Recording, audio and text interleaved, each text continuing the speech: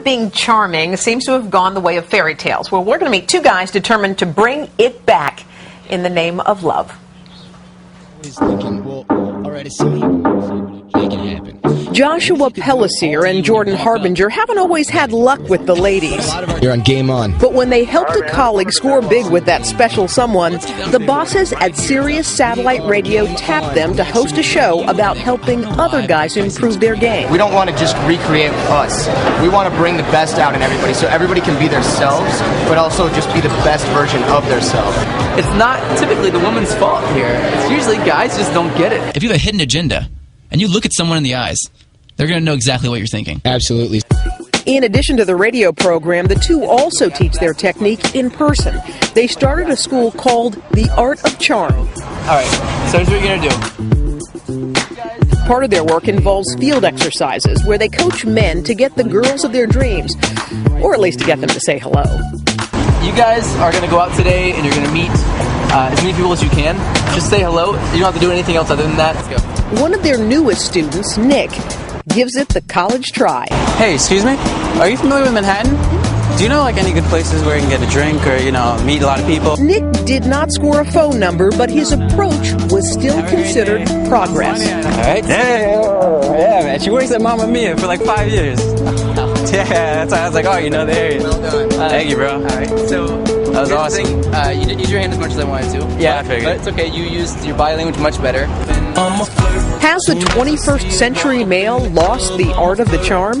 Charm gone? I mean, I don't think charm's gone, personally. Everything revolves on this idea that you can make someone believe in you. You know, and that's what makes you valuable, makes men valuable as men, and that's what women typically are attracted to.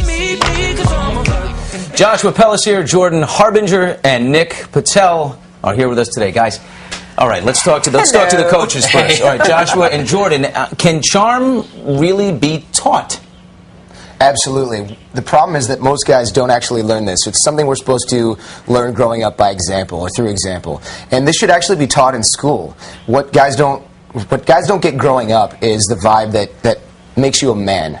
A lot of society has changed, and we just don't get that anymore. Well, I think what's interesting is you guys are really kind of giving a 101 on how to approach a girl and that kind of thing. Yeah. I mean, so what? Okay, so I know you were trying to help Nick out. So what do you tell guys? What's the best way to approach a woman so that you can actually make a connection? Okay, well, first thing that guys do, I think the biggest problem is that they kind of mess themselves up before they even get there. Yes. Girls are very, very... Why? How? Mostly. Okay, yeah, you're good because you're married, and I know you know this already. I'm going to be all over you in about 30 seconds. So you and your white boots are going to get attacked by me in a second. No, I'm kidding. No, the idea is that typically women are very, very, very good at reading body language. Yeah. Very good. And though consciously they may not know why it is they think that you're creepy. Well, it's like, you know what it is, though? If you're looking away, if you seem distracted. All these little things, you know? Look at me.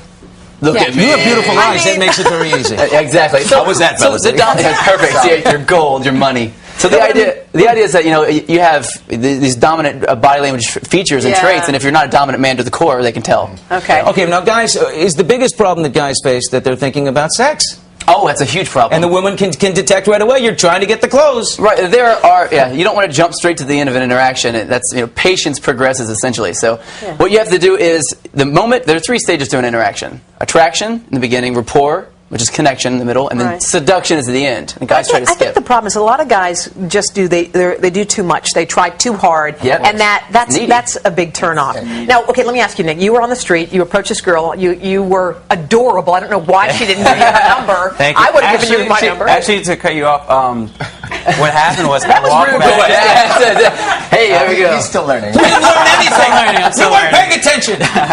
But when I walked back, and I was walking back to these guys, I saw Jordan holding up his phone, and I'm looking, I'm like, why is he holding up his phone? Yeah. And I walk across the street, and he's like, dude, you could have totally got her number.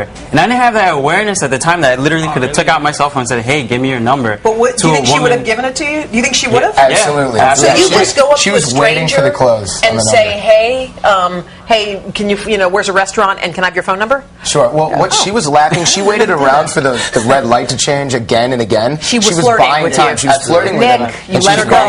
She left the door. Now wait a minute. You have a girlfriend. How does she feel about you running this school? And you are single, and I want to know why. So you're first. Right, absolutely. It's really hard to date a dating coach, especially one that knows what he's doing. I mean, it's really hard because ultimately, you know, she's got to live into this idea that I know what I'm doing with dating, and a lot of times women want to be the ones that are control what happens in the interaction. Don't we just want authentic, though? I mean, I know there's a game to Yeah. it, and He brings- hold on, but you can work it and all that kind of stuff. But I mean, isn't there a point where you just want real? You don't want someone who knows how to work it. No, there's like in the stages in the beginning, it is about being fun and curious and like the mysterious kind of guy is fun. But after you get past that, there's no joking around in the stage of rapport. When you build connection, like if your best friend's like talking about something serious and you go make a joke, That doesn't they're like, work. "What are you doing? Why are you single?